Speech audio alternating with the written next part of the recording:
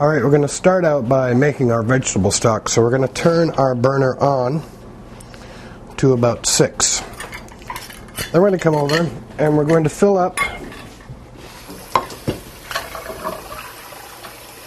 2 cups of water.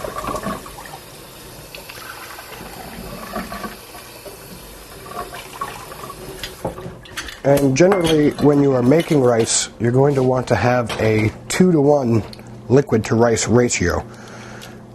And we're putting our water in first because, as you can see, our vegetable stock is very sticky.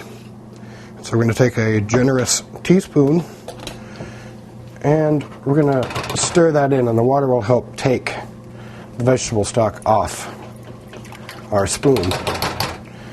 When we cook it, it will break up, but it's better if we can go along and help it, because there still will be some chunks.